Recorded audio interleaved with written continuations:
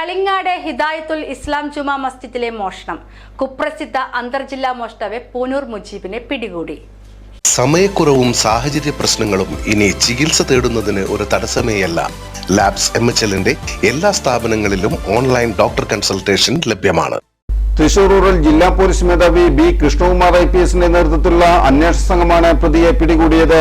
കയ്പമംഗലം ചളിങ്ങാട് ഹിദായത്തുൽ ഇസ്ലാം ജുമാ മസ്ജിദിൽ മോഷണം നടത്തിയ കോഴിക്കോട്, മലപ്പുറം, തൃശൂർ ജില്ലകളിലെ നിരവധി കേസുകളിലെ പ്രതിയായ കോഴിക്കോട് ബാലുശ്ശേരി കക്കാട്ടുമ്മൽ വീട്ടിൽ പൂനൂർ മുജീബ് എന്ന് വിളിക്കുന്ന മുജീബിനെയാണ് തൃശൂർ റൂറൽ പോലീസ് സംഘം അറസ്റ്റ് ചെയ്തത്.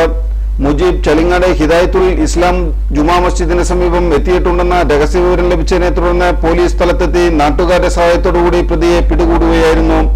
സെപ്റ്റംബർ മാസം 24-ാം തീയതിക്കും 30-ാം തീയതിക്കും ഇടയിൽ ചളിങ്ങാട് ഹിദായത്തുൽ ഇസ്ലാം ജുമാ മസ്ജിദിലെ 5 നേർച്ചപ്പെട്ടികളിൽ നിന്ന് ഏകദേശം 50,000 രൂപ മോഷ്ടിച്ചിരുന്നു.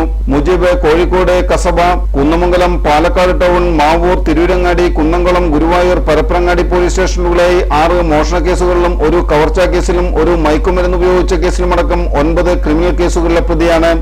തൃശൂർ റൂറൽ ജില്ലാ പോലീസ് മേധാവി ബി കൃഷ്ണകുമാർ IPSന്റെ നേതൃത്വത്തിൽ Kaipamangalam police station inspector R Bijos, sub inspector T Abhilash, senior civil police ഓഫീസർമാരായ സുനിൽകുമാർ, ദിനേശ് എന്നിവരാണ് അന്വേഷണ സംഘത്തിലുണ്ടായിരുന്നത്.